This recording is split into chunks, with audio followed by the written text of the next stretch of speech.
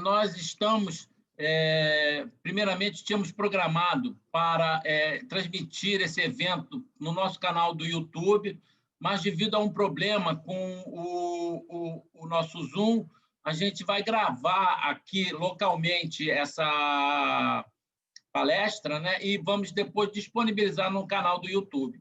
Então, nós estamos gravando essa palestra e quem não quiser, não concordar, por favor, mantenha a sua câmera desligada. Como eu estava falando, sejam bem-vindos, né, à 41ª Jornada Espírita, né, do 32º Seu, e hoje nós temos a segunda etapa da jornada, que está sendo coordenada pela União Espírita Antônio de Pádua. E quem vai nos falar hoje é o nosso querido Fernando Moura, que é também do 32º Seu, e vai falar sobre quando alguém te ferir a face direita, apresenta-lhe também a outra. Nesse momento, então, eu agradeço a presença de todos vocês e passo a palavra, então, ao pessoal do Antônio de Pádua. Por favor. Boa noite, meus irmãos. Bem-vindos aqui nessa sala virtual. Agradecemos pelo comparecimento de vocês. Vou pedir ao nosso irmão Leandro para fazer a nossa leitura. Eu vou compartilhar aqui.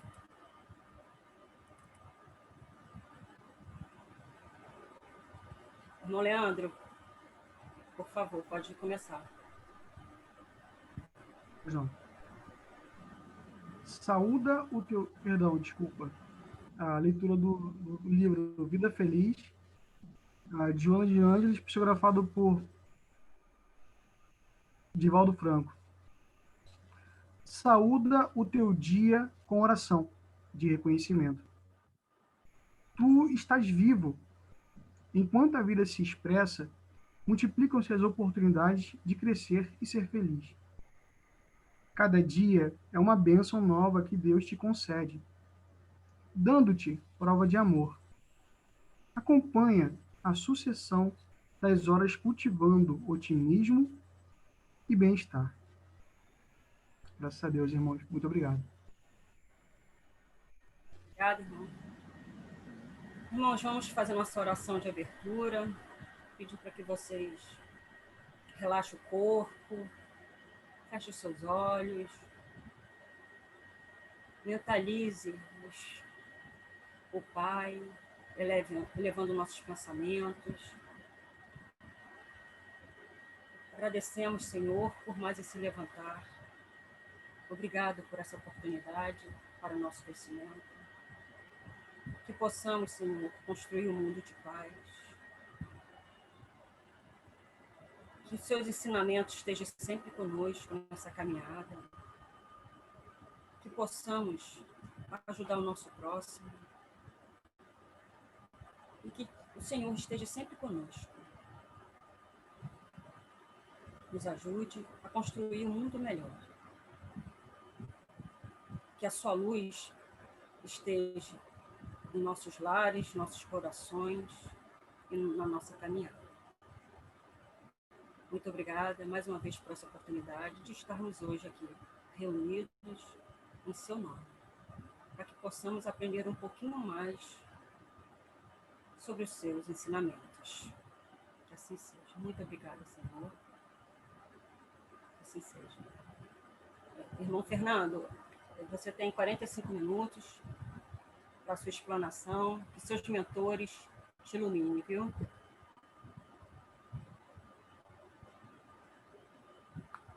Ele está online? Tá, né? Vocês estão me ouvindo? Estamos. Será que ele caiu? Não. Ah, não. Ele tá... Vai abrir aqui. Abre aí o áudio para ele. Agora que eu ouvi. Estão ouvindo bem? Tá. Estamos.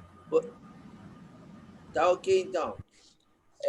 Bem, então, meus irmãos e minhas irmãs, do 30º Seu. É um prazer estar aqui reunidos em nome de Jesus. E nós gostaríamos de, nesse nosso bate-papo, nós gostaríamos de compartilhar com vocês me permitam, de compartilhar algumas experiências que nós tivemos ao longo da vida, não para fazer apologia das nossas atitudes, para nos exaltarmos, mas para nós trazermos para o cotidiano esse ensinamento de Jesus. Porque nós sabemos que a doutrina espírita ela não nos indica uma leitura ao pé da letra do Novo Testamento, dos ensinamentos de Jesus. Então, eu estou optando de fazer esses comentários acerca de alguns fatos cotidianos que ocorreram conosco, que eu vou compartilhar com vocês, para deixar claro que quando Jesus nos coloca que devemos dar a outra face, esse entendimento não é naquele sentido literal, de que você tem que apanhar de um lado, achar que está ótimo, está maravilhoso, dar outro lado e está tudo bem, pode me bater, pode me humilhar. Não é essa a interpretação. E é isso que eu queria compartilhar com vocês. Eu sei que vocês sabem disso, mas como nós estamos falando para pessoas que alguns companheiros podem estar ainda iniciando a doutrina, né? Então, a gente vai tentar fazer essa análise didática daquilo que Jesus quer colocar para nós. Bem, alguns de vocês me conhecem, eu já compartilhei isso com algumas pessoas, mas vou colocar para vocês que nós, na adolescência e na juventude, nós tivemos problemas de racismo. Até na reunião, uma das reuniões aí do Seu, em que tem uma companheira que está falando sobre perdão, eu fiz essa referência e hoje eu trago novamente, não para a gente fazer qualquer reflexão no sentido de uma postura política, mas de uma aplicação da ética do Cristo diante de certos fatos. Então, explicando para vocês que fato foi esse, é o seguinte, é que durante a minha adolescência e a minha juventude, na minha época chamava ginásio e ginásio científico, né? Agora é ensino fundamental e ensino médio, mas na minha época, eu já sou bem idoso, né? Na minha época era ginásio científico. Então, naquela ocasião, eu tive a oportunidade de estudar num colégio de classe média alta. O meu pai obteve uma meia bolsa, né? Ele pagava uma parte e o colégio pagava outra parte, e eu era o único negro do colégio. Um colégio com mais de 1.000 alunos, o único negro do colégio era aquele que vos fala. E, diante daquele... Isso foi na década de 70, naquela época o bullying era praticado livremente nas escolas, ninguém falava nada a respeito, e aí os meus colegas me rejeitaram. Pelo fato de eu ser pobre e negro e de estar ali naquele contexto, eu fui rejeitado e ninguém me chamava pelo nome. Todo mundo só me chamava pelo apelido. Os mais leves eram Criolinho, Pichain e Pelé, esses termos pejorativos. E os mais afoitos usavam termos mais pesados mesmo, que eu não posso colocar aqui para vocês. Bem, então, na minha época também, vocês que são da minha idade devem lembrar, havia um ator chinês muito famoso chamado Bruce Lee. E eu cheguei para o meu pai, expliquei para ele a situação, eu era fã do Bruce Lee, e falei assim, meu pai, olha só, eu vou pedir ao senhor um favor, o senhor vai me inscrever numa academia de Kung Fu, porque quando os colegas meus começarem a me ofender, eu vou fazer igual o Bruce Lee. Eu vou começar... Olha, aqui tem cachorro, tá, gente? Então vai ter aí, de vez em quando, umas interferências, tá? Quando os meus colegas começarem a me ofender, eu vou começar a dar golpe para todo lado para calar a boca de todo mundo. Aí meu pai olhou, pensou, meu pai não era espírita, mas era um bandista, ele tinha uma visão espiritualista. Ele falou assim, eu não vou colocar você nessa academia. Eu vou ensinar você um golpe mortal que você vai calar os seus colegas de uma forma muito mais eficaz. E aí eu estou pensando que era alguma coisa física, né? Que era um golpe de judô ou de karatê, alguma coisa nesse sentido. Ele fala assim, você vai dar um golpe moral nos seus colegas. Você vai se esforçar para você ser um bom aluno, para você tirar boas notas, para você poder mostrar para eles que você não está demais ali naquele colégio, que você é igual a eles, você tem a mesma capacidade do que eles e você também tem inteligência suficiente para ficar naquele contexto, que você não tem que se humilhar, você não tem que se rebaixar, você não tem que se importar com o que eles falam, você não tem que se ofender com o que eles falam, por quê? Você é isso que eles estão falando? Aí ele foi enumerando, você é isso, é isso, é isso, né? Não, então, se você não é isso, você não tem que se ofender. Você tem que procurar mostrar para eles, através da sua atitude, que você é uma pessoa de valor. E foi o que, logicamente, que naquele momento foi difícil para mim entender isso. Eu fiquei meio assim, pai, mas isso não vai dar certo. Ele falou, vai dar certo, você experimenta para você ver. E foi o que nós fizemos. Os meus colegas continuaram me humilhando, continuaram me ofendendo, só que eu não me importava mais. Porque, na hora, eu nunca fui aluno brilhante, tirar 10 em tudo, não. Mas algumas coisas, por exemplo, eu sempre tive facilidade de falar em público, né? Não falo brilhantemente, mas a gente tem uma certa facilidade. Então, quando tinha, por exemplo, a apresentação de trabalho, eu ia lá e apresentava o trabalho. Os meus colegas esses que me ofendiam, bota o Fernando no meu grupo, que ele sabe falar direitinho e tal. E aí eu ia lá e apresentava o trabalho. Quando tinha redação também, a gente tem uma certa facilidade com texto. Também ia lá e fazia um texto interessante. Professor, aí, tá vendo? O texto do Fernando não tem erro de português, a concordância está correta, vocês não conseguem escrever igual a ele. Enfim, eu consegui me situar nessa forma, dando um golpe moral nos meus colegas, né? Aí o tempo foi passando, a gente saiu do colégio, ninguém falava comigo, não fiz nenhum amigo no colégio, não tinha colega, não tinha namorado, não tinha nada. Aí passou o tempo e eu fiz um curso universitário, né? Eu consegui me formar em odontologia, trabalhei durante 20 anos como dentista, depois eu mudei de caminho, mas aí já é outro assunto aí que a gente não vai colocar, do porquê que a gente tomou essa decisão. E aí, nesse período que eu estava fazendo odontologia, eu participei de um congresso de odontologia. Eu já estava com quase 30 anos e participei de um congresso. Aí cheguei lá e encontrei um colega, colega, né? Aqueles que me ofendiam, um deles estava lá. Aí ele me olhou assim de cima a baixo, ficou me olhando, olhou assim para o meu crachá direitinho, que estava lá, doutor Fernando José de Moura. Aí olhou assim, ficou olhando, aí deve ter pensado que eu era lavador de chão, alguma coisa assim, né? Olhou, aí não falou comigo, que ele nunca falou, ele continuou sem falar, né? Aí tá bom, aí virou assim, ficou me olhando e me encarando, aí depois virou. Aí tá bom, eu também não falei com ele, que ele nunca falou comigo, né? Eu não ia lá querer confrontá-lo, né?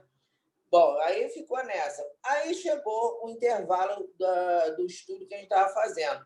Ele foi para a fila do café, ele ficou na minha, assim, um pouco à frente, eu atrás, mas eu ouvi o que ele estava falando.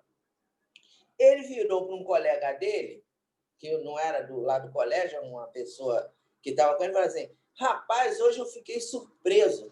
Tinha um criolinho que estudava lá no meu colégio, que a gente não dava nada pelo camarada. Era um pretinho lá, um pobretão lá, que se enfiou lá no meio da gente, que ele não merecia ficar ali porque ele era pobre e nós somos brancos e lugar de preto não é no nosso colégio. E ele se formou, rapaz, como é que pode, tal, não sei o quê. Aí que eu compreendi o golpe que meu pai falou.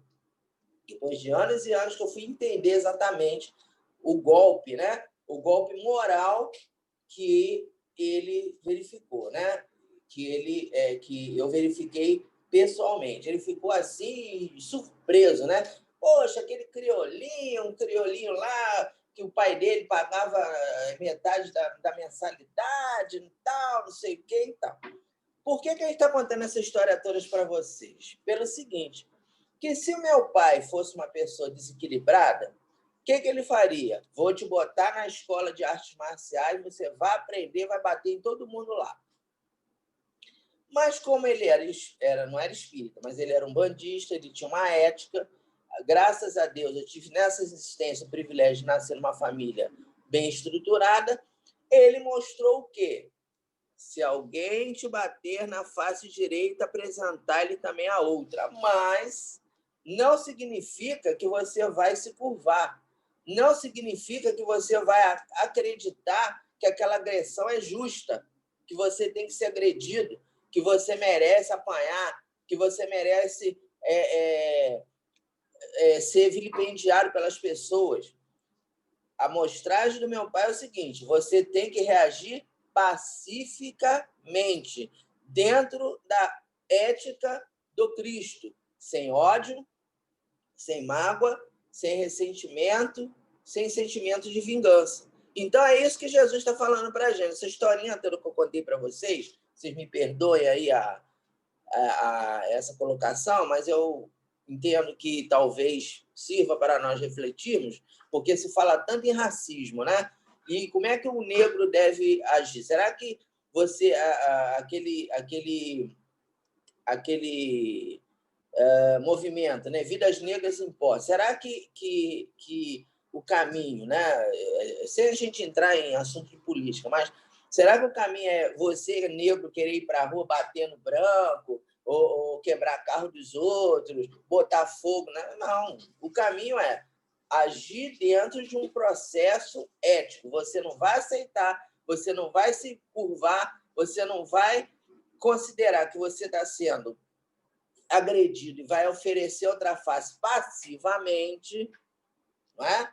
Passivamente, não, eu sou um macaco mesmo, né? Eu vou, pode bater do outro lado, eu sou macaco, sou preto, sou pobre, então você pode me bater. Não, você tem que entender o seguinte: você vai receber ofensa, você vai receber agressão, mas você vai agir dentro da ética do Cristo. Ou seja, você não vai aceitar aquela agressão de forma, vamos dizer assim, de uma forma em que você vai se sentir rebaixado, mas não vai também agir violentamente. Então, é isso que Jesus estava falando. Então, e aí ele mesmo, né? Jesus mesmo nos deu exemplo sobre isso. A gente também anotou aqui algumas referências históricas, alguns personagens históricos para a gente refletir. O próprio Jesus, quando ele foi preso por Pilatos, tem aquela passagem que o soldado romano bateu nele. Aí Jesus pergunta: por que me bateis? Ele não reagiu, ele não chegou, não bateu no soldado. Mas por que me bateis? Quer dizer, ele mostrou o seguinte: você está sendo injusto comigo. Eu vou aceitar a tua pressão porque eu sei que você é ignorante. Eu sei que você é uma pessoa desequilibrada. Mas você não tem que me bater, você tem que pensar de outra maneira. Vocês sabem que na hora que eu ouvi esse tal rapaz, né, fazendo essa referência, eu fiquei louco para chegar para ele. Nessa época eu já era espírita. Mas mesmo assim, quase que eu cheguei para ele, bati no ombro e falei assim: aí, tá vendo como é que o criolinho virou dentista igual você? Se eu tivesse feito isso, tudo que o meu pai me ensinou ia por água abaixo, porque eu estaria me vingando. Isso é um sentimento de vingança, é um revide, né? Eu ia revidar, não, aí tá vendo? Eu sou preto, mas eu consegui ser igual você e tal. E aí, naquele momento, eu tenho certeza que eu perderia a razão. Por quê? Porque ele poderia revidar, falar: eu não te conheço e tal, ia começar aquela situação. Aí depois ele mesmo ia falar assim: tá vendo aí, ó, o barraqueiro aí, ó, o preto barraqueiro aí. Aí eu fiquei quieto, me calei, silenciei e vi o golpe que meu pai falava, o golpe moral, que é o que Jesus recomenda para nós, né? Ele não está mandando que a gente dê a outra face de forma subserviente, de você, eu sou preto mesmo, todo mundo tem que me ofender, tem que me chutar. eu tenho que ficar quietinho, não posso falar nada, não é isso, tá? Bom, e assim, aí voltando aqui aos personagens históricos, né? Então, Jesus, ele mesmo deu exemplo. Por que me bateis? Né? Ele mostrou, ele estava apanhando injustamente, ele era o rei o governador estadual do planeta, que era aquele homem que estava batendo nele. Outro momento que Jesus também nos mostra essa questão de dar a outra face, o momento da crucificação, no qual ele relata: Pai, perdoai-lhes porque eles não sabem o que fazem. Então, ele mostrou para nós o significado desse ensinamento. Outros personagens é a nossa querida irmã Joana de Cusa, né? Que a Joana de Anjos, que na época era Joana de Cusa, em que ela foi levada ao circo. Isso aí a Amélia Rodrigues que nos conta, né? Nas suas obras, foi levada ao circo e, chegando lá, o filho dela mais velho falou: mamãe, abjura. Não vou abjurar.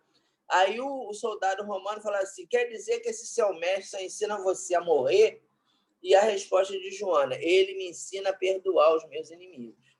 Quer dizer, ela deu a outra face, ela foi morta, mas ela não se curvou. Ou seja, ela não...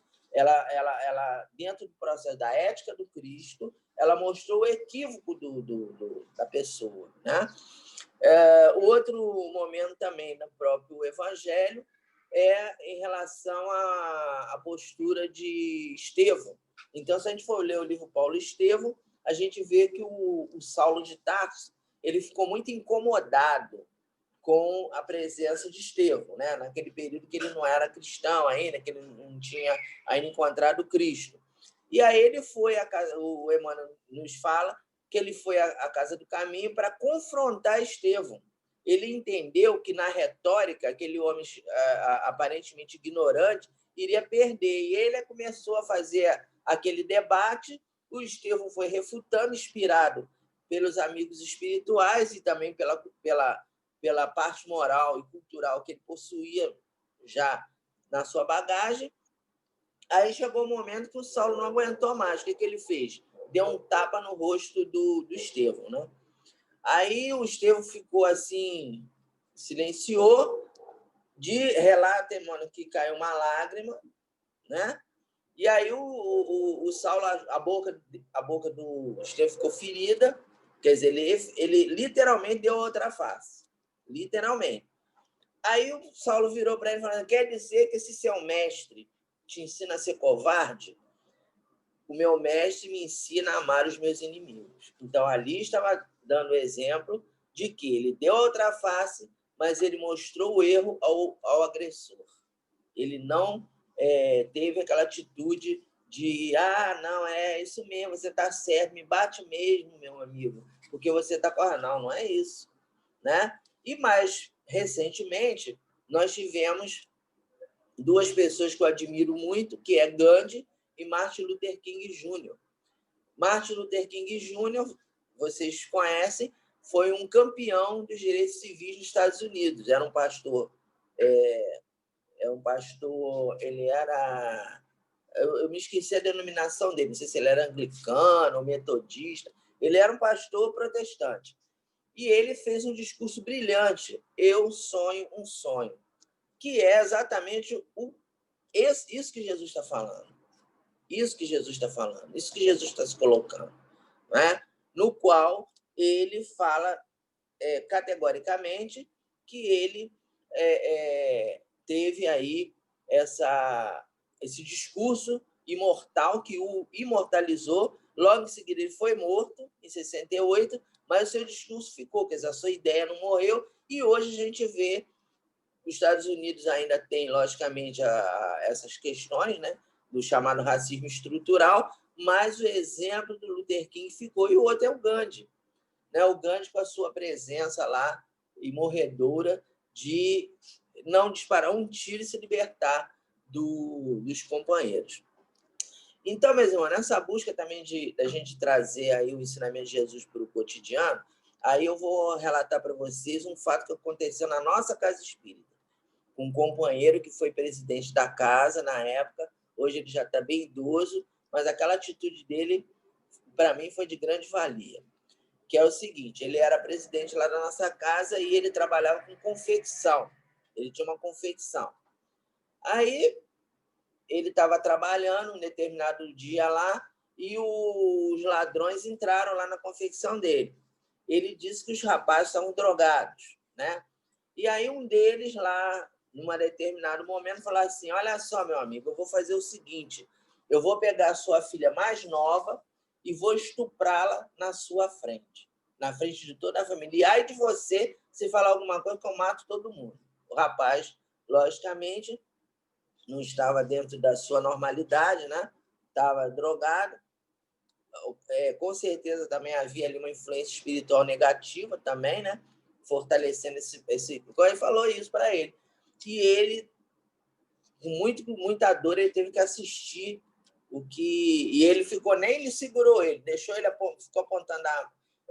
Mandou um comparsa dele ficar apontando a arma para a família e ele fez ali na frente, todo mundo foi embora. Era uma quadrilha, né? Então, ele falou para mim, ele falava isso em palestra, inclusive, né?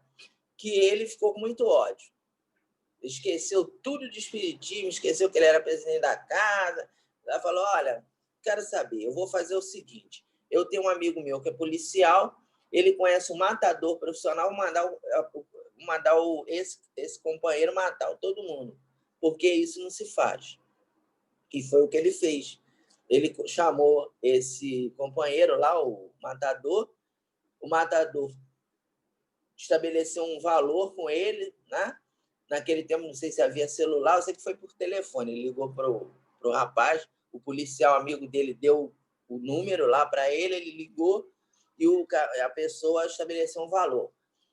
Ele foi na poupança, pegou o dinheiro, no dia que ele ia pagar, a filha dele, que foi estuprada, essa novinha, que devia estar com uns 13, 14 anos, falou assim, papo, e ela não era espírita assim como ele, né? Mas ela ia na casa espírita, ele levava, ela era evangelizada e tal. Eu, nessa época, ainda não estava no bezerro. Ele depois contava essa história nas palestras. Falou assim, papai, se o senhor fizer isso, o senhor está jogando fora tudo que o senhor prega. O senhor não pode fazer isso. Eu fui atingida, eu não vou dizer para o senhor que eu vou perdoar a pessoa, porque é uma coisa muito difícil, lógico que ela não deve ter falado dessa forma, ela era uma adolescente ainda, mas ela, com certeza, houve uma interferência espiritual ali para o companheiro não fazer isso, né? Algum mentor, o anjo da guarda dele, enfim, um espírito amigo que a intuiu, fala assim, papai, olha, não vou dizer que eu vou perdoar, mas o senhor não faça isso, porque senão o senhor está jogando o evangelho no lixo. O senhor não faça isso. Aí ele ligou para o rapaz e falou assim, olha, está suspenso o serviço. Aí ele falou assim, não, o senhor não combinou comigo, o senhor vai ter que pagar pelo menos metade. Ele falou, então você vem à minha casa que eu pago a metade. Deu a metade para ele, ele sumiu e ele dali, ele falou que daquele momento em diante ele foi uma outra pessoa. Se alguém vos bater na face direita, apresentar ele a outra. Isso é o que Jesus recomenda. Ele podia, naquele momento, ter mandado o matador profissional concluir o serviço. Poderia ter saciado, né, o seu desejo de vingança. A gente vê esses filmes policiais aí, né, que a gente tem que ter até um cuidado muito para estar selecionando certos filmes, né? Que matou meu companheiro policial lá, eu vou lá e vou, né? Enquanto não me vingar, eu não sossego, eu vou matar um por um. Muitos filmes aí fazem esse discurso, né? E a gente tem que ter o cuidado, nós, enquanto espíritas, de selecionar, não ver, ou então, se vê, a gente não se impregnar com aquelas ideias, né? Bem, enfim. Então, ele viveu na prática isso que Jesus está falando. Se alguém lhe bater na face direita, apresentar ele a outra. Ele podia ter se vingado, ele podia ter mandado a pessoa matar todo mundo, mas ele conseguiu ouvir a voz da espiritualidade. Não foi a filha dele, com certeza. Né? Logicamente que a filha dele, naquele tempo, naquele período, deve ter sido um médium, né, que falou para ele. Por quê? Porque se ele o fizesse, como é que ia chegar lá no mundo espiritual a situação dele? Como é que ele chegaria no mundo espiritual e reencontraria o seu mentor e falaria, eu falei de novo? Porque se aconteceu isso, por mais difícil que para nós seja entender uma situação dessa, quando a gente passa por um contexto dessa categoria, algo na lei de causa e efeito justifica, ou a causa não existe. A gente não está defendendo estupro, eu não estou defendendo estuprador, não estou falando do estuprador, está correto. Estou dizendo o seguinte, que algo tão gritante que uma pessoa ligada à doutrina tem alguma coisa aí por trás, né?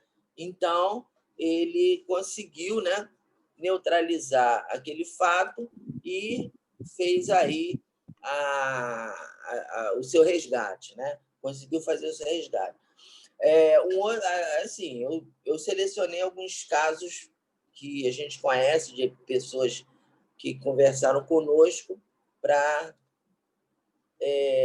trazer o evangelho para o cotidiano, né? Porque senão fica aquela coisa teórica e a gente acaba não trazendo. Um outro fato também que ocorreu conosco, esse rapaz era um cliente nosso, ele me contou o seguinte, que ele era de uma empresa multinacional, na época ele era gerente regional da empresa, e ele tinha uma pessoa lá que era amiga dele, né? Uma moça que era secretária dele, ele não namorou, ele falou que não se envolveu com ela, mas ela começou a estabelecer uma amizade com ele e tal. Aí tá, né? Saíam junto para almoçar e tal. E aí a firma dele tinha uma dinâmica de que negro não aceita para certos cargos.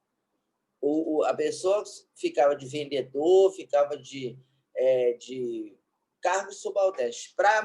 Lá para cima, não. E ele comentava com essa moça que ele discordava frontalmente desse processo, que ele achava isso uma injustiça, uma coisa terrível, né? Algo extremamente equivocado. E ele expressava isso para ela, olha, eu estou nessa situação, mas eu não concordo e tal, eu sou pressionado, enfim. Aí o que aconteceu? Lá num determinado momento, o chefe dele, né, aquele que estava acima dele, chamou e falou assim, olha só, fulano, você está demitido. Mas por que? Você está demitido porque você não se adequa à filosofia da empresa. Você acha que negro tem que ocupar cargo de mando e a gente não segue essa linha. Se você não concorda, o que tu está fazendo aqui? Aí ele falou, então tá bom. Tá? Não ficou aborrecido e tal, ele também já estava por aqui já com esse negócio, né? Falou, tá bom, vou procurar outro emprego e tal, tudo bem. Aí, chegando na sala dele, quem é que está sentada lá na mesa? A moça. Aí ele falou assim, é você que vai ficar no meu lugar? Eu contei para o chefe que você conversava comigo, porque você é muito bobo. Aí falou outros termos que eu não vou colocar aqui. Você é isso, é aquilo e tal. Cada um que se dane. Eu quero o meu, eu quero ganhar, eu quero ficar rico, não sei o quê. Tá bom. Aí ele falou, olha, fulano, tá bom, então se você acha isso, então seja bem-vindo. Então ele disse que foi a melhor coisa que ele fez na vida dele, porque ele trabalhava sob pressão, era um trabalho extremamente estressante, ele estava se desgastando, e aquele conflito de coisas que ele não concordava, que ele tinha que aceitar. E aí o que ocorre? Ele acabou pegando o fundo de garantia dele, a indenização, comprou uma pousada, mudou com a família dele como é que se diz? Para uma cidade do interior e ficou com uma vidinha lá tranquilona, lá na boa, sem problema e tal. Passaram-se o tempo, um dia ele está lá na pousada, quem é que chega? A moça, essa tal que era chefe dele, né? E chegou assim toda ressabiada, não, que era chefe dele não, que era amiga dele que ficou no lugar dele, né, como chefe. Toda ressabiada, né, fulano, me mandaram embora também, né? Aí ele falou, mas por quê? Aí ela falou assim, porque o meu chefe, fulano, falou o seguinte, que eu sou uma pessoa perigosa, que eu gosto de puxar o tapete dos outros, que esse meu perfil também não se enquadra na empresa. Eles queriam tirar você e me usaram para te prejudicar. E agora eu fui mandado embora também. Será que tem uma vaga aí na tua na tua posada aí para mim? Ele falou, claro, minha filha. Pode vir trabalhar aqui. Se alguém vos bater na face direita, apresentar-lhe também a outra. Se ele fosse outro, o que ele vai falar? Ah, bem feito. Mas foi bem feito o que aconteceu com você. Não vou te dar emprego nenhum. E se der emprego, você vai limpar chão, vai... Não. Ele esqueceu o fato. Quer dizer, se alguém vos bater na face direita, apresentar-lhe a outra. Ele conseguiu... não é espírita, mas conseguiu acolher aquela companheira necessitada, né? Um outro fato também que a gente selecionou aqui para conversar com vocês é da mulher adúltera, que eu não sei se vocês lembram dessa passagem, que está também no livro da Amélia Rodrigues, né? A mulher adúltera, ela era uma pessoa, né? Vocês lembram da história? É uma mulher que ia ser apedrejada e Jesus a salvou.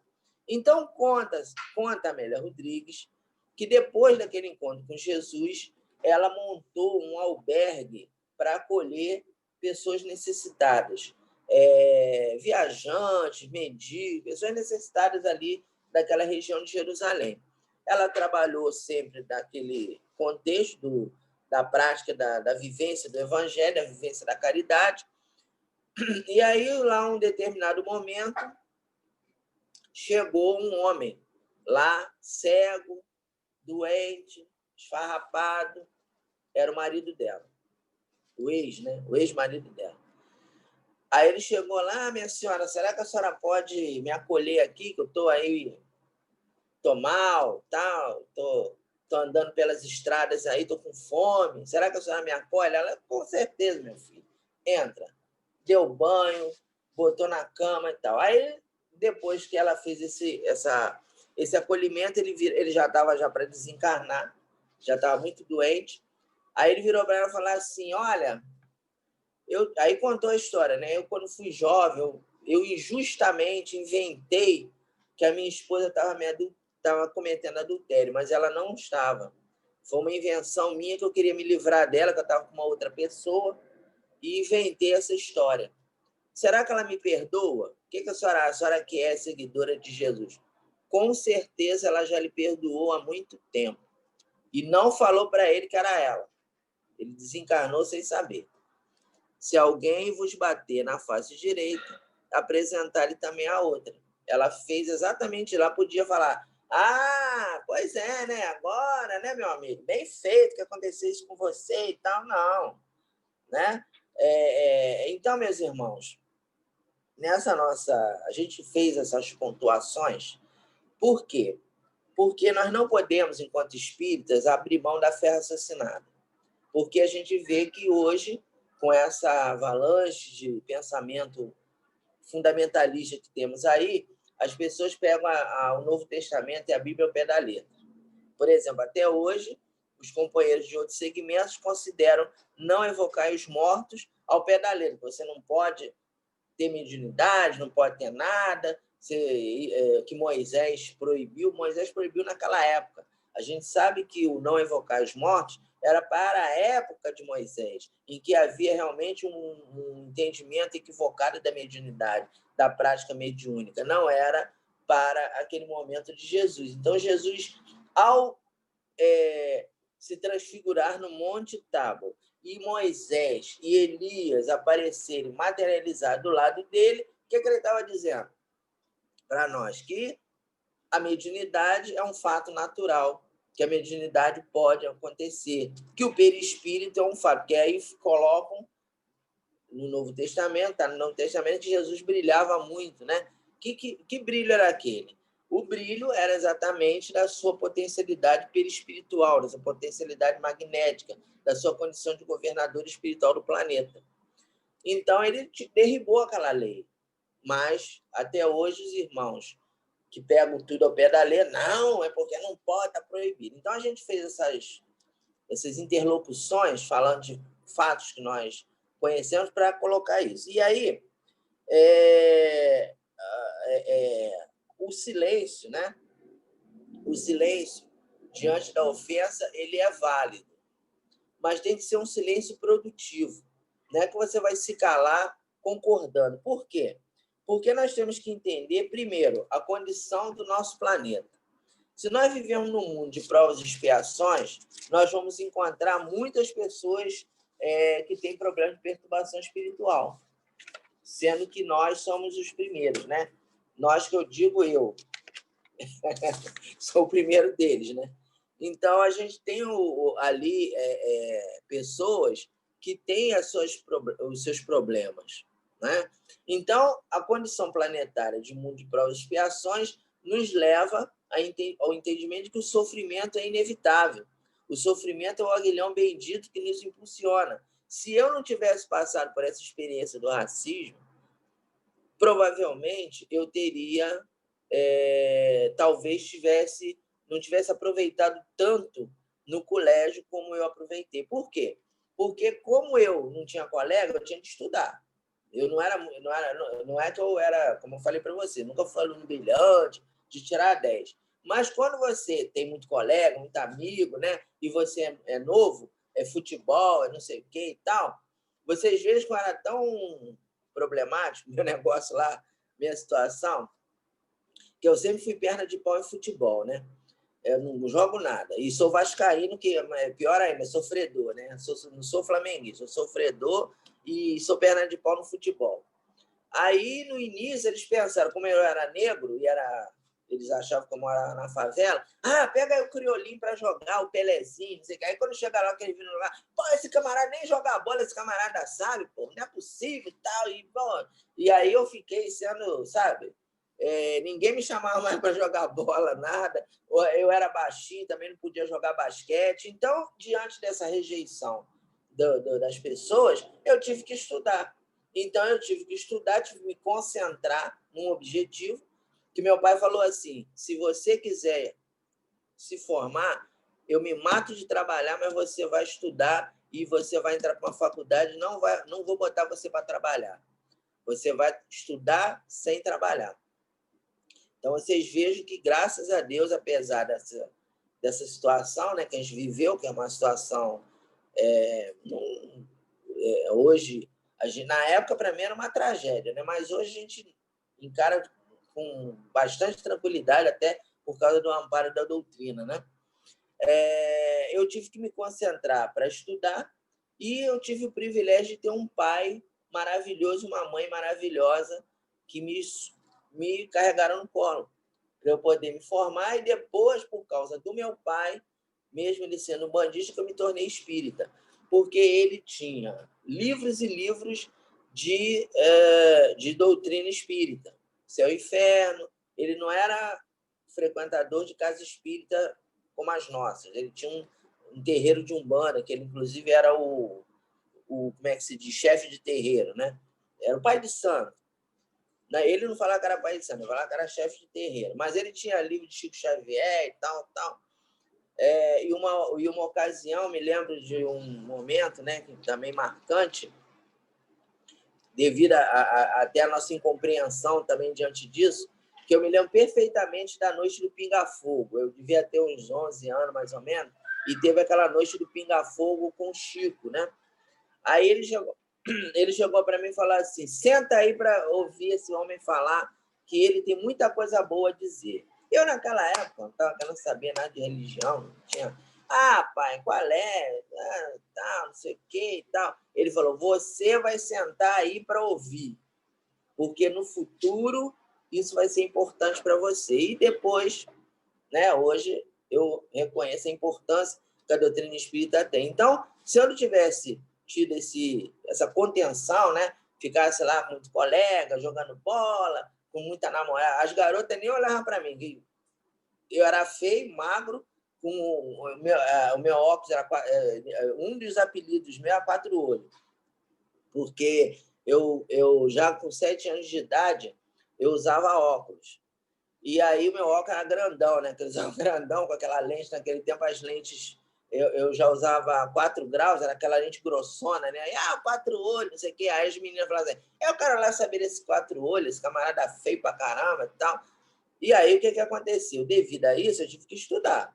Eu tive que me concentrar nos estudos. Não tinha muito divertimento, né? E aí, logicamente, que vocês sabem que adolescente faz tempestade em copo d'água, né? Aí eu ficava, eu sou muito sol, eu não tenho namorada e tal. Aí o que esse sentimento gerou em mim? Eu comecei a fazer poesia, né? Não sou poeta, não quero ser escritor, nada. Mas eu faço, alguns amigos meus, hoje, que a gente às vezes tem uma pessoa que a gente gosta e tal, a gente faz uma prosa poética, a gente fala alguma coisa legal. Por quê? Porque lá na adolescência, devido a eu estar muito só, eu tive que desenvolver algo para preencher aquela lacuna, né? O tempo que eu ia ficar me lamentando, assim, de uma forma negativa, de ficar achando que eu era o pior de todos, eu comecei a fazer poesia. Primeiro eu comecei a escrever um diário. Aí, diariamente, falava, hoje meu colega falou isso, falou aquilo, não sei o quê, e tal. Aí aquilo foi evoluindo e a gente criou poesia. Lógico que é uma poesia rudimentar, né? Uma coisa assim, mas começou ali. Esse meu interesse por escrever e por ler também começou ali naquele momento. Eu tive que começar a ler, e aí eu me identificava com certos personagens, né? Que a gente ia lendo, os livros de Machado de Assis, os livros de Lima Barreto. Então, essa leitura, essa condição de leitura, foi porque eu tive que ficar a minha adolescência toda sem muitos divertimentos. Eu ficava focado mais no estudo, até porque eu era rejeitado e tinha que ficar mesmo, né? Mas também eu creio, não, tenho certeza que se não tivesse meu pai ali, ia ficar meio complicado. Se eu ficasse solto ali, sem um suporte, ia ficar complicado. Então, meu pai foi meu anjo da guarda mesmo, meu pai e minha mãe, né? Mas como meu pai era mais... naquele momento, estava mais antenado comigo, eu tinha mais abertura com ele, desabafava certas coisas com ele, aí ele me sustentou. Ele desencarnou com 16 anos e minha mãe continuou. Aí minha mãe falou assim, olha, teu pai disse que se você quiser, tu estuda sem trabalhar. Eu vou te manter estudando sem trabalhar. E, graças a Deus, eu tive um conhecimento, pude, durante um tempo, exercer uma profissão que eu tive que normalmente negro não pratica. Quando eu entrei na faculdade, houve também um estranhamento, porque eu era o único negro da escola, e aí alguns colegas falaram assim, poxa, você sabe que odontologia é muito caro, tua mãe vai ter dinheiro para comprar esse material todo aí, livro, instrumental, será que você vai aguentar isso aí? Eu falei, não sei. E minha mãe, pode estudar que eu banco. Então, meus irmãos, isso aí é o quê? Exatamente isso.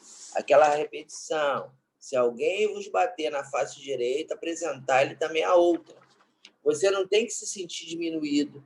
Você não tem que se sentir infeliz. Você não tem que achar que você é um zero à esquerda, porque você é filho de Deus. E Jesus está te mostrando que você tem que aprender, nós temos que aprender a conviver com o sofrimento. Nós temos que aprender a tirar da vida, se a tua vida é um limão, faça uma limonada. É isso que Jesus está falando, uma linguagem bem assim, rudimentar. Tá no limão, faz uma limonada. Porque se você ficar reclamando, murmurando, se lamentando e etc., tua vida não caminha. E aí, daqui a pouco, a gente está deprimido. Por exemplo, a pandemia. Vamos tirar o lado bom da pandemia. Vamos ver o que tem de bom nisso aí. Por que Deus está fazendo isso? Por que nós estamos vivendo esse momento? Por que a gente está fazendo... Eu nunca pensei de fazer palestra virtual, nem sei mexer nesse aparelho. Minha esposa que ligou para mim. Se ela não ligar, eu não sei. Se ela não está aqui para ligar, você não ia saber botar no Zoom. Mas eu tive que me adequar, porque é o momento que a gente está vivendo. Não estou ainda expert, mas pelo menos já estou me abrindo, já estou me propondo a estar aqui no virtual falando com você. Podia não falar.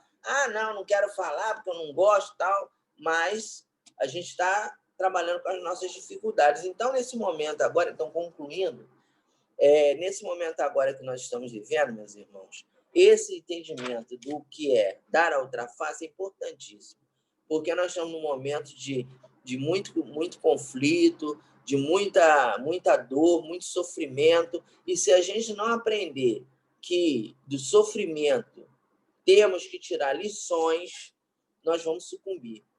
Enquanto pessoas, vamos nos tornar aquelas pessoas amargas, vamos ficar com raiva e até com ódio e com sentimentos de vingança, se for o caso. Então, agora está aí aberto para vocês comentarem, vocês me perdoem aí os desabafos.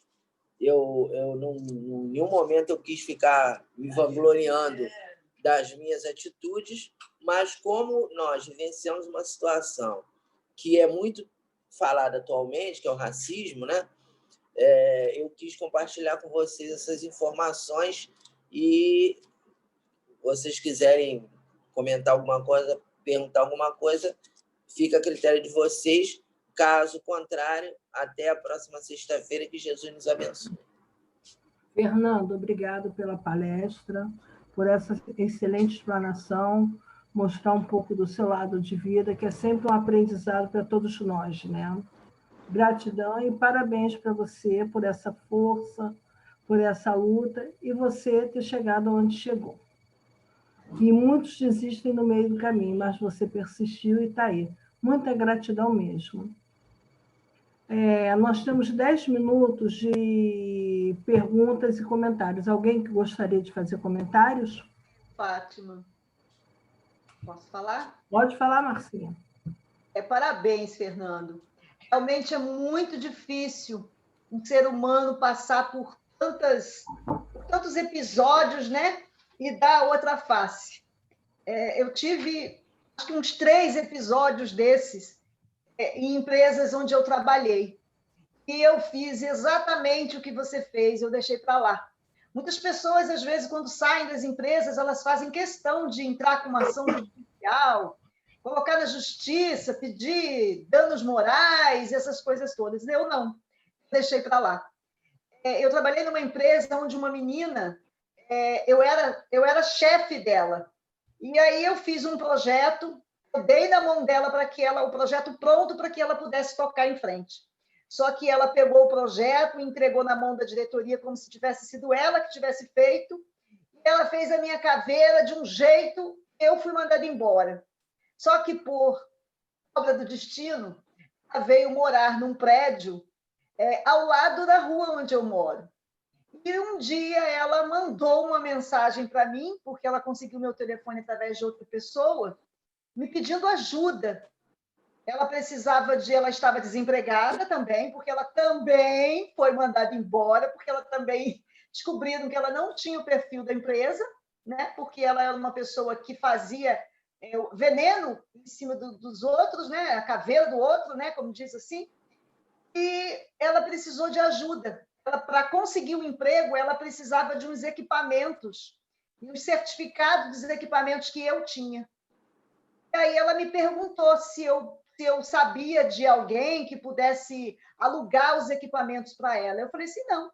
Você pode passar aqui em casa, você pode pegar que eu vou te emprestar os equipamentos e os certificados dos equipamentos. Assim, realmente, se eu fosse outra pessoa, eu nem atendia a ligação, eu nem respondia a mensagem. Mas eu acho que cada um recebe aquilo que merece. Se realmente ela fez aquilo tudo comigo, é porque, de repente, eu merecia. Por algum motivo, eu devo de ter aprontado com ela em outras vidas. Então, eu achei por melhor não dar continuidade, sabe? Esse ranço a essa situação. Eu dei a outra face. E, para mim, foi muito melhor. A gente se sente aliviada. Quem ganha o presente é quem perdoa e não quem é perdoado, né? Eu ganhei o presente. Parabéns pela sua atitude, parabéns pela conduta de vida que você teve até o dia de hoje, né? Parabéns mesmo pela sua conduta. Mais alguém gostaria de fazer comentário? Parabéns a você também, né, Marcinha? Que dificilmente a gente dá outra face, né? Alguém mais gostaria de fazer algum comentário? Parabéns, Fernando. Parabéns, meu amigo. Coisa boa. Né? Muito bom. Que Deus te abençoe. essa pessoa que você é, tá? Ilumine sempre os seus caminhos. Muita paz com Jesus. Eu gostaria Fernando, de realmente parabenizar você e a excelsa figura do seu pai, né? Porque Exatamente. eu acho que o momento mais difícil, por exemplo, para mim hoje mesmo eu tive um arranca-rabo com uma pessoa, porque meu problema é encarar a ingratidão, por exemplo. Ingratidão é complicadíssimo para mim. E eu não desenvolvo, mas eu tenho a ira, né? A ira vai, sobe e desce, né? Mas aquele momento de ira é um momento muito doído, porque depois que passa, a gente... E você veja que seu pai lidou muito bem com isso, porque ver um filho sendo perseguido por um pai, por uma mãe, é muito... E ele teve o equilíbrio suficiente de não se irar, né? Porque naquele momento, que era um momento chave, ele poderia querer se vingar daqueles meninos, ir lá no colégio, fazer uma reclamação por escrito, mas ele preferiu uma atitude muitíssimo equilibrada. Então, realmente, nos serve, a mim, eu acho que a todos nós, como esse exemplo de não permitir que a ira chegue, né? Porque a ira, ela pode morrer de imediato, mas ela pode também gerar consequências mais graves, né? Então, muito, muito louvável a posição do seu pai. Eu gostaria de exaltar a posição dele.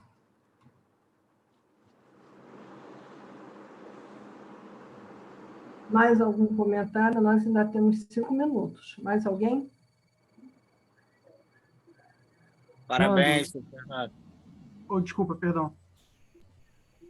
Só queria parabenizar o seu Fernando e dizer que ele é um ótimo ser humano, que eu sou muito fã dele.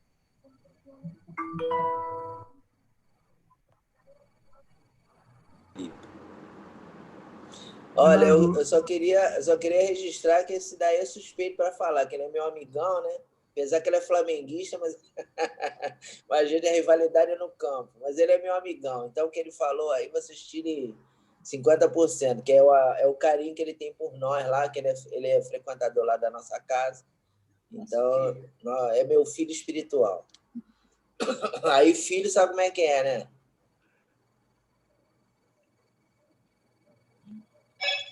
Mais algum comentário? Fernando, muito Parabéns, obrigado. seu Fernando. Alguém que está falando aí está ruim o som. Parabéns, seu Fernando. Obrigado pela ilustração, pela sua experiência de vida. Eu já fui casada com um negro por 8 anos e sei o tamanho do preconceito estrutural que existe realmente.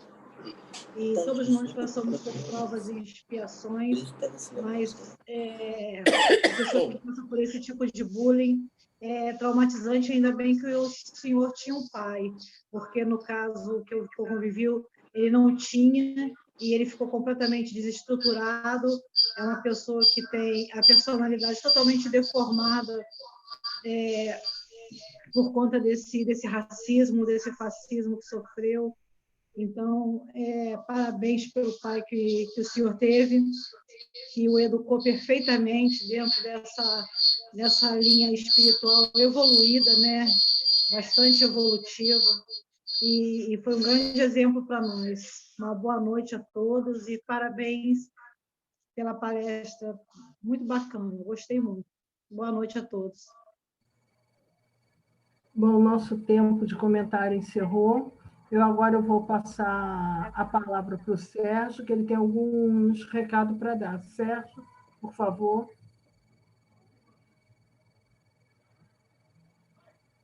Pessoal, bom, eu gostaria de, em primeiro lugar, agradecer ao Fernando, né, o nosso palestrante de hoje.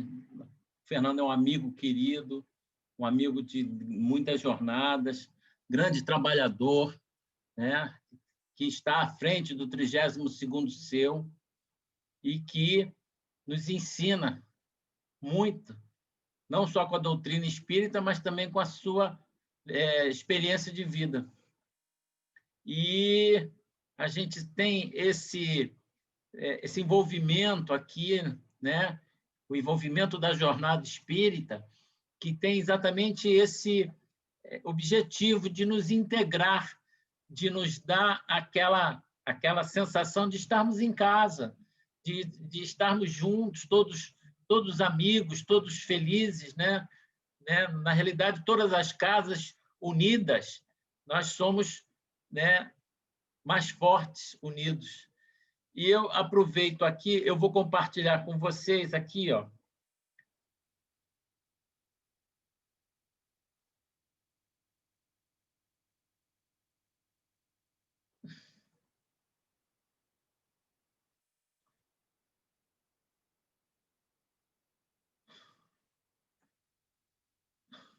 Vocês estão conseguindo ver o cartaz? Então tá. A gente está trabalhando aqui a Jornada Espírita, a 41ª Jornada Espírita, que tem como tema o Evangelho Redivivo. Então, nós estamos na segunda etapa da Jornada Espírita, que a primeira etapa foi o Joaquim Gonçalves, que falou sobre a oração dominical, e hoje o Fernando, né, nos falou sobre quando alguém te ferir a face direita, apresenta-lhe também a outra face.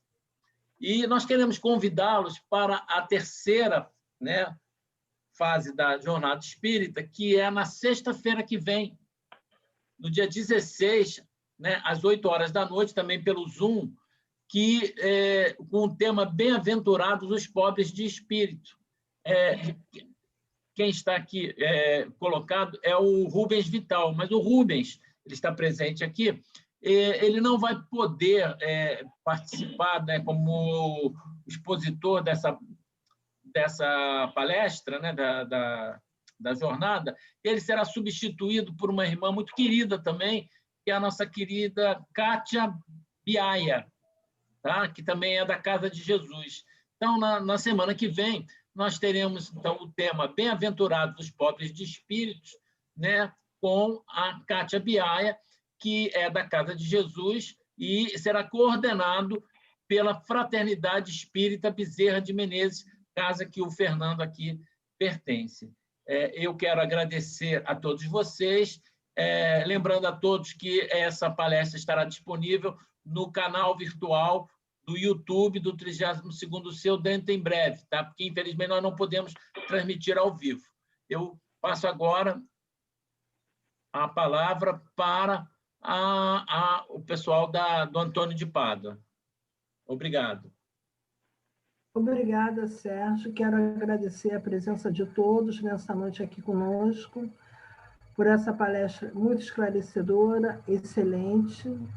Agora eu vou pedir a todos para respirar fundo, se concentrar, imaginar a luz do nosso querido Mestre e amado Jesus descendo sobre cada um de nós, nos trazendo a paz, a tranquilidade, a serenidade, o equilíbrio. E que Ele possa nos conceder, caso sejamos merecedores, tudo aquilo que estejamos necessitando, todas aquelas curas que precisamos, de todas as dores que estejamos passando. Peço, querido amado dos Mestres Jesus, que visite a casa de cada irmão aqui presente, levando o seu amor, a sua paz. Mestre amado Jesus, e toda essa espiritualidade maravilhosa que nos ampara, que nos auxilia, que vocês possam ir aos hospitais, aos asilos, que possam ir aos presídios, aos residentes de rua, aos orfanatos, aonde quer que esteja necessitando a sua presença, levar a sua luz e conceder um pouco do seu alento, que as pessoas possam sentir a sua paz, o seu alento, a sua serenidade. Mestre amado Jesus, olha pela nossa orbe, proteja-nos, livra-nos desse mal que está aqui dominando a nossa orbe, o nosso planeta. Que haja a paz e a união entre todas as nações. Que o amor seja o remédio para cada um de nós, que seja o remédio, a cura para todos os males, para todas as mazelas que possam existir nesse planeta.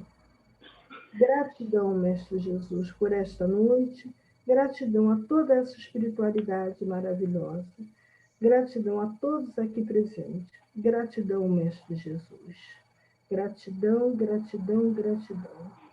Que assim seja, graças a Jesus. Muita luz e paz a todos. Que todos tenham um final de semana de muita luz e paz e muita, muita saúde. Que assim seja, graças a Jesus. Gratidão, meus irmãos, mais uma vez, pela presença. Só podem abrir seus microfones. Os microfones podem ser abertos. Gratidão mais uma vez pela presença de todos. E semana que vem teremos a outra jornada, como o Sérgio falou. Bem-aventurados misericordiosos. Isso aí. Obrigada, Sérgio. Boa noite a todos. Obrigada pela presença, viu? Boa noite. Que Jesus ilumine vocês aí. Cada Final um. de semana. Amanhã. Boa noite. Amanhã festa Fátima, tá, gente? Boa noite a todos. É aniversário da Fátima amanhã. Parabéns, Fátima. Obrigada. Boa noite a todos. Fiquem com Jesus. Boa noite, Boa noite a Fernando. todos. Valeu. Fica com Jesus. Festa na casa dela. Amanhã o Comes e Bebes é na casa da Fátima, hein? Estão todos convidados. Fernando, Todo mundo de máscara. Todo mundo de máscara, é isso aí. Todo mundo de máscara. Fiquem com Olha lá, Deus. Fátima, já que voltou, Vocês também. Todos estão Boa convidados. noite, obrigada. Tchau. Tchau.